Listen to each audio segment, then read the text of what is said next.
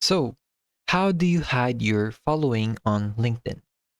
So, to start off, I have already opened up LinkedIn, and here you just need to head over to the profile or me, and here you just need to click on settings and privacy.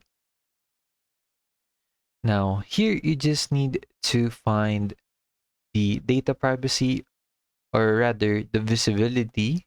Click on the visibility, and here you just need to find it under visibility of your profile and network. And you just need to find who can see members you follow. Now here you just need to click on only visible to me, and after doing so, your following has been hidden. So anyone that you follow is currently visible only to you. So that's basically it. Thanks for watching. Don't forget to like and subscribe for more helpful topics.